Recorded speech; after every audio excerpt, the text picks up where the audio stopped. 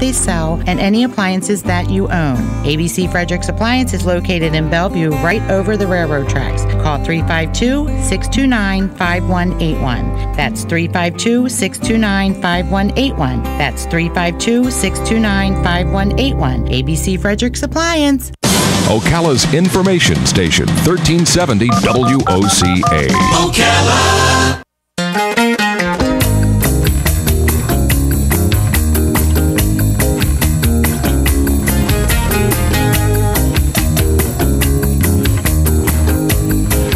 All right, 5 minutes after 11 o'clock. Thank you for tuning in. Robin, I do something that's pretty geeky. What's that?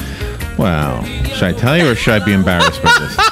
I go online to Google Earth, and I find a place that I've always wanted to visit, or maybe I pick some place at random that I've never even heard about. I will zoom in on that place so I can see it like I'm flying over it, And then if the street view option is available or photographs are available, I will like drive, in quotes, down the streets.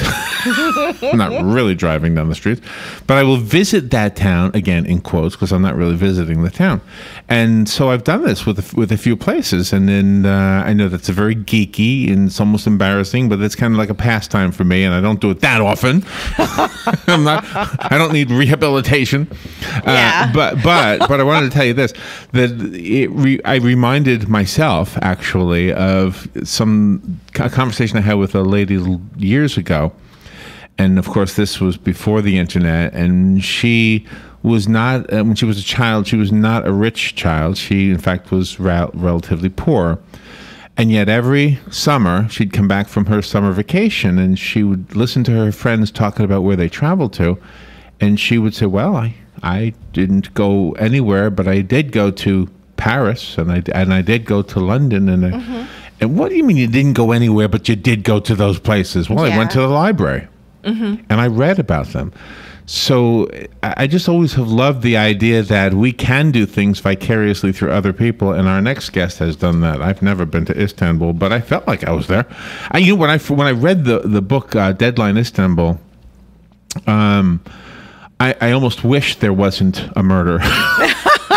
Because I just kind of wanted to visit this place without all this tension. But that is exactly what will keep you reading the book written by Peggy Hanson. It is a wonderfully written book. It's called Deadline Istanbul, and Peggy herself is a real traveler, not just a virtual traveler like me and the lady I was referring to. Although I have traveled. I went to Clearwater a couple weeks ago. Yeah. About an hour away. Peggy Hanson, good morning. Thank you for being on the show.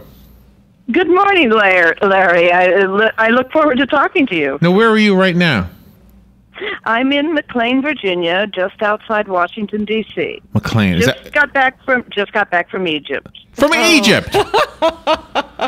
Isn't that exciting? Scary stories right now about flying over there. The last couple of days, there's been some really bad stories. Well, I would be one that says take what you hear on the news and even what you hear from the State Department sometimes with a grain of salt. Do your own research. Egypt is very safe for tourists right now, but there are no tourists there.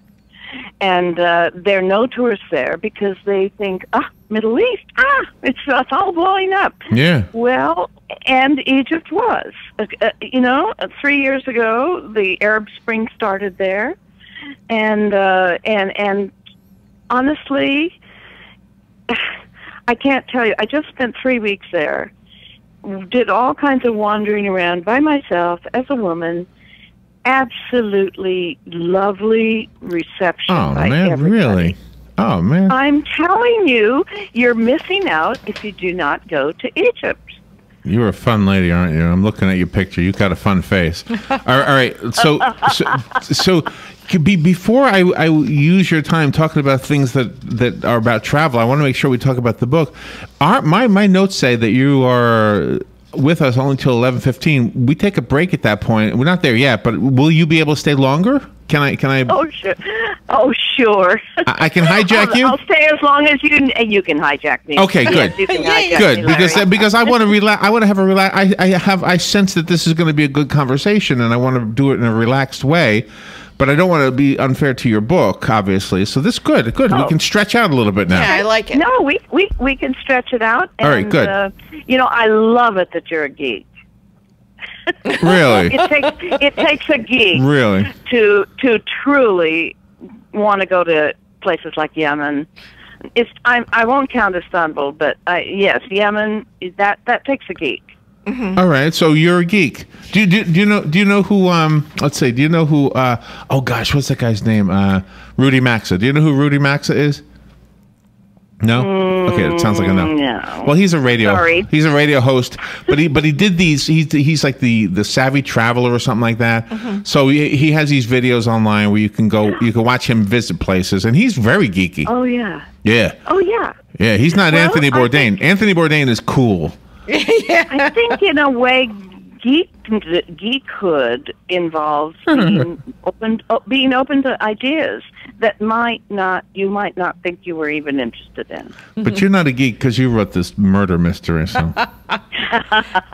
Since you are, you mean a murder author can't be a mystery author can't be a geek? I don't know. I don't think so. I think one of the pluses for your book, because it's very, very intriguing, since you're a travel blogger, everything that's written in the book really made me feel like I was there. This isn't some kind of off-the-wall events that took place where it might not have happened. It could have. Yeah, it could have. Yeah, it could have. Yeah, but if I was... and it isn't all true, of course. But if I was traveling with you and your name was Elizabeth Darcy... and there's a murder in here somewhere, I would say, gosh, is there any way we can get past this and just kind of go do touristy things? Can we just do obviously that wouldn't be a good book. So before we get to the book, can I ask you about your trip to Egypt? Did you go there because you were interested in history? Was it your first time there? Tell me about Egypt. Okay. I've been there several times. This time I was an adjunct to my husband, who was going for business, trying to help. He's an economist with the World Bank, and he was trying to help organize a bank. But don't you hate that word adjunct? That word adjunct, we got to change that word to something else.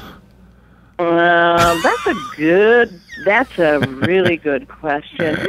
I accompanied him, and the World Bank paid for my hotel. Okay, that's nice. Yeah. That's in that sense, it was an adjunct. So, what city was the hotel? What city was the hotel in? What? What city was the hotel in? Oh, the city was in Cairo. I mean, we stayed in two different hotels. One is in Cairo. It was the Marriott Zamalek. I cannot recommend it highly enough. It has a beautiful garden, which is a haven that you just don't find in Cairo. The other hotel that we stayed in Aswan was the Cataract Hotel, which was so expensive ordinarily that we didn't stay there the last time we were in Aswan. But Agatha Christie stayed there, Winston Churchill stayed there, and it's a historic, wonderful hotel. And Peggy Hanson stayed there. That's right. Yeah, I don't think that's going to be on the... You might. You never know. Yeah. So the hotel was called the Cataract? That's a bad name, too. The Cataract sounds like they're losing their eyesight. They're talking about the cataract, the first cataract of the Nile. Aswan is right up near the two dams. The old dam built by the British in 1902, and the new dam built by Nasser and the Soviets in I think 1976. Wow! Which the U.S. should have built. The U.S. should have built it. So and history might have changed. Oh, really? Oh, so you're a history buff, and you see the... No, not really. No, I dabble. I'm a dabbler. Okay. We need to take our break, and then after the break, what we'll do is we'll focus on the book. The book is really well written, by the way. You're not a first-time author. You can't be. This is too well written. Well, I am. I'm a first-time novel writer. Yeah. Okay, but you've written other things. I worked for the Voice of America for 13 years and did a lot of news writing and documentaries. There you go.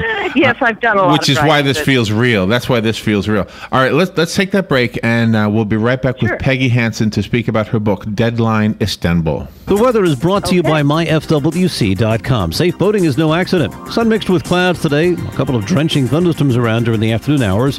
The high 89 to 93. A thunderstorm in spots this evening, then partly cloudy overnight, low 72 to 76. Tomorrow, partly sunny with a couple of afternoon and evening thunderstorms, high 88 to 92. For Saturday, partly sunny with a couple of thunderstorms likely in the afternoon, the high 88 to 92. From the Florida Weather Center, I'm meteorologist Joe Lundberg. Are you tired of not using your home's outdoor space for entertaining or relaxation because of all the bugs and leaves? Consider adding a beautiful screen room or glass enclosure. We are Superior Aluminum and Design, a family-owned and operated business with 20 years experience in the aluminum industry, and we are accredited by the Better Business Bureau. If you appreciate superior workmanship, call Superior Aluminum and Design at 817-8058 or visit us on the web at superiораluminumdesign.com. Hi, this is JP from Penn Flooring here in Ocala. I would like to invite you to come in and visit our spacious showroom where we have solutions for every style and budget. From wall-to-wall carpet to hardwood floors and tiles, we have an unsurpassed selection of flooring. At Penn Flooring, we've provided quality customer service with a family touch for over 25 years. Visit our website at pennflooring.com or come by our showroom, 1201 Southwest 17th Street, just over the bridge. Penn Flooring, quality customer service with a family touch. Here's what you may have missed on the John Tesh Radio Show. On which day are we most likely to have a tension headache? If you guess Monday, well, you're right on. If you want to get noticed, just smile more often. People, it turns out, spot others whose teeth they're showing when they smile twice as fast as those who have closed mouths. And they don't want to go where you want to go. They don't want to do what you like to do. If that sounds familiar, focus on your other friends.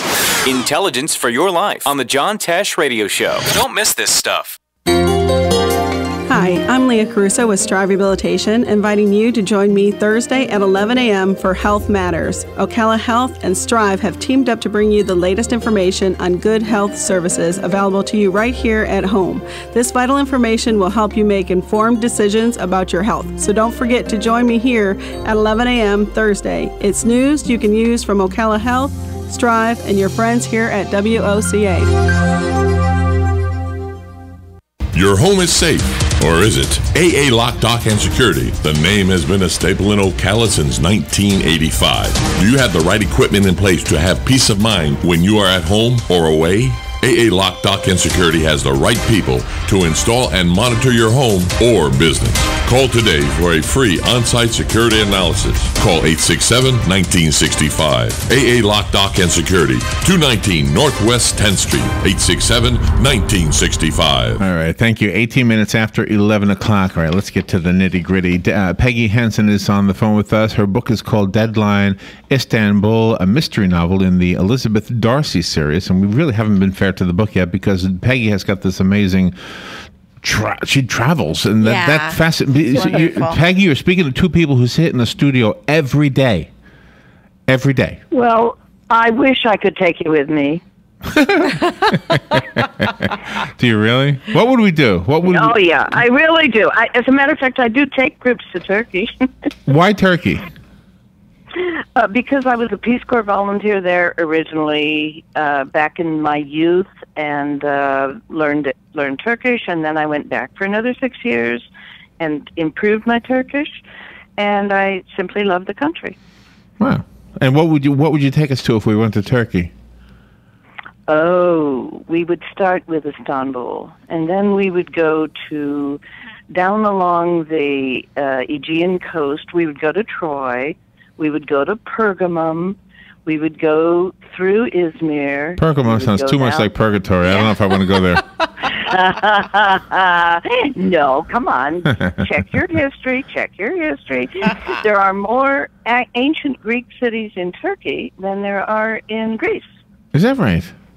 Yeah, people don't know that. No, I never knew that. No. Fascinating stuff. Well, now you do.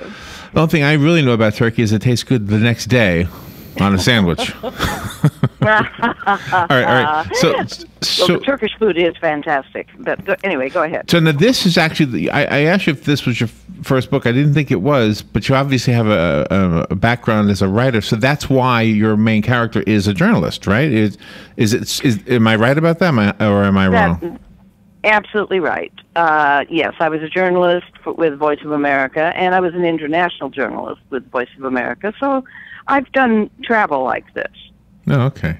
Well, you should really have. Do you know who Samantha Brown is? You could bump into her. I'll check her out. All right. So let's talk about the book, because I feel like I'm doing everything other than talking about the book. Deadline Istanbul. Mm-hmm. Tell me. Let's see. This is the first of 3 books. Is that right? Hopefully, but there will be more. Okay. I'm actually working on 2 series right at the moment. So one of them, the next book in this series, will be Deadline Indonesia, followed by Deadline Delhi, or Deadline perhaps Cairo, Egypt. Oh, okay. And what happened? Did you fall in love with the character Elizabeth Darcy once you created her? I didn't fall in love with her. It took a long time for me to separate her from me. And I feel I've done that. Some of my family members do not. But oh, really? they say, "Oh, this is autobiographical." I said, "It is not. It is absolutely not." But they must. I don't find murdered people down the hall. Yeah, well, that would be the difference. Yeah. Well, you make all of the characters very, very likable, though. You have a few antagonists in there, and you can't help but feel like something is going to happen, even though it's not at that particular moment. I like your twists in the story. Well, I appreciate that. Would you like me to read a couple of paragraphs? Or, yeah, or do we have time for that? No, we do have time. We've got about 8 minutes, so you got plenty of time. Okay, I'll just read 3 paragraphs from chapter 11. All right, this is the first. We don't usually get this. Yeah. This will kind of give a feel for how you can combine Jane Austen, cats, and terrorism and big crimes. Okay. Rays of early sunlight streamed across my newspaper in the dining room of the Pera. I sipped black, sweet Turkish coffee down to the grounds and then chewed the last bits, washing it all down with the bottled water on the table. The jet lag medicine had finally helped me get to sleep, but the night had been fitful. Was someone after me? First on the ferry, then the note, finally the movement of the door handle. How different things would have been if Peter were here with me. And I don't mean in a romantic sense. Peter had that dangerous edge to him that attracts women, but he wasn't great in the intimacy area. We'd almost tried that once. Almost. And the reason it didn't work wasn't all Peter's fault. I'm a fine one to talk about intimacy. Oh, man, that's it? You're not going to keep going? They have to buy the book. So what's wrong with him? He can't do it? Is he impotent? What's wrong with him? You can't give all that away. Do you know, oh, man. You were a good do you have an audiobook of this? I don't yet. But I am about to work on it. And my daughter is doing one version, and I'm not sure whether... I think she's gotten so busy with some other things that... But you don't want to farm this one out. I mean, you did that perfectly. I always prefer... Well, I have a radio voice. You have a good voice. But I often think when I listen to a book by an author that I prefer when the author is the reader. We had well, you may be right. You may be right. I mean, some of them say no, I can't do it that way, but you just passed the test as far as I'm concerned. I love that. Well, I love that you loved it. All right, so you don't like that the news paints this picture that Egypt is full of, bombs and everything, but yet you've got murder in Istanbul. Yeah. Well, there's murder, and then there's fear of terrorism, and I really just see a complete difference between them. And you know how comforting murder stories are. Murder mysteries. If I'm depressed, I go and read a murder mystery, but I don't go and necessarily read a thriller that has me really frightened, or scenes of terror, of torture, or anything like that. So this kind of falls in between those two things. And we acknowledge they exist. And that's what's wonderful about reading your book, is that the people have to embrace life every day and go through their reality. But then when they read this story, there's a different kind of reality that they're in, and they actually feel like they're a part of something that can help somebody solve a wrongdoing. And even if they're not doing that, I mean, this is what I feel. This is why I find travel so exciting. And writing these is a lot of fun, because you really are learning that other people are people. And particularly since 9/11, we have, in this country, I think, have had a big problem with a lot of bias against Islam and Islamic societies.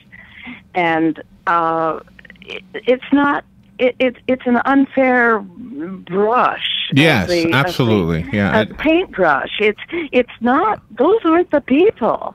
Those aren't the real people. That's right. I've said that 100 times. So, yeah. And I know this just from my own neighborhood. Just the people who live in my own neighborhood, who are probably a mini cross-section of the entire world where I live. Let me go to the phone. Let's take a phone call or two. Good morning. You're on the air. Thank you for waiting, by the way. You're on the air now with Peggy Hanson. Yeah. Yes, good morning.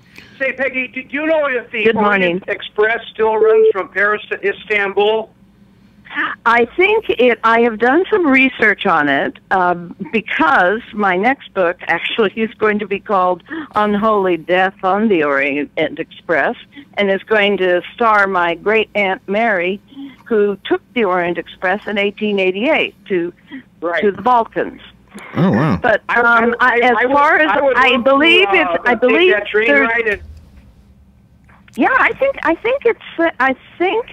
that you can get it. It's not every day or anything. It's look it up online, but I believe there is a very luxury train that does that, basically that route. Cool. That sounds like a cool thing to do. Thank you for the call and for the question.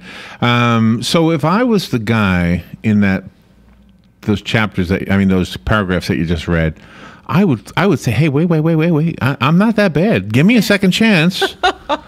He's dead. I'm sorry, Larry, but he's already been found floating in the Bosphorus. But at that point, he wasn't dead. And see, yes, he was. Yes, he was. At that point, he was. Oh, you mean back when they knew each other? Yeah, he's coming to the room, and there's no romance. Well, he wasn't that good anyway. Well, he was a typical journalist. I'm not. I don't mean to. No, I'm not drawing another broad line. He was. A lot of journalists get very involved with their work, and they don't really have time. They have to go from one story to the next. They don't really have time to develop an intimacy. Okay, so let's say this as a man talking. She came to the room, but romance never happened. No big deal. She was never good at that anyway. No. I didn't say he wasn't bad at romance. I said he wasn't bad at intimacy. Okay. Which is a complete... All the women will understand what I'm saying. Yeah. Yes, ma'am. All right. So she came to the room, but no intimacy. That's okay. She was never that good at that anyway. I mean, She wasn't good at... Intimacy.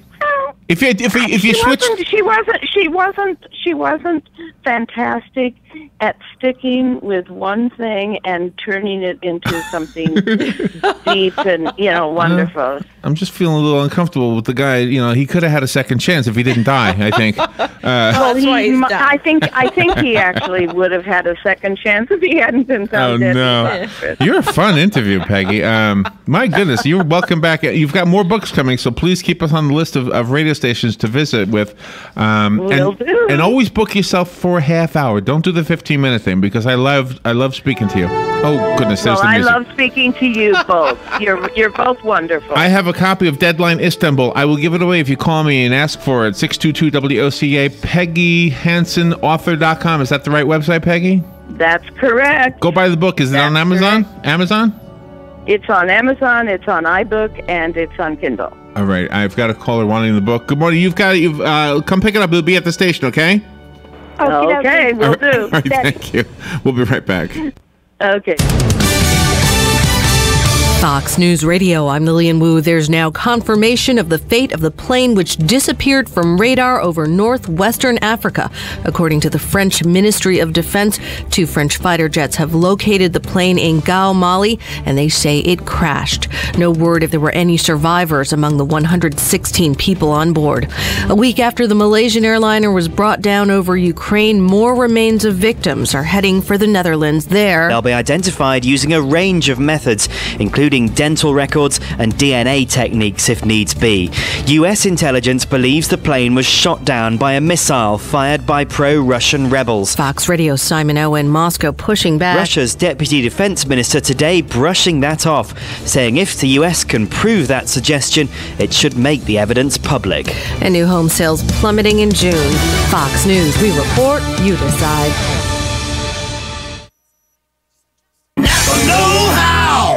Napa supports the Intrepid Fallen Heroes Fund. And this month, we're making it easy for you to show your support too. Make any $25 purchase, and you'll receive a free Napa racing cap. For every cap we give out, we'll donate $1 to the Intrepid Fallen Heroes Fund, supporting those who serve you. That's Napa Know-How. At participating Napa Auto Parts stores while supplies last. Offer expires 7/31/14. When burns happen, what you do first matters most. First Degree Burn Cream is the only solution that truly soothes the pain, protects against infection, and helps reduce the appearance of burn scars. Me and my daughter were doing a craft together, and she reached over and grabbed the hot glue gun. She started screaming, so I immediately ran to my cabinet and grabbed my First Degree Burn Cream, and within a few minutes, her pain seemed to have gone away, and there was no scar. Burns happen, so be prepared with First Degree Burn. Habitat for Humanity of Marion County is a ministry dedicated to improving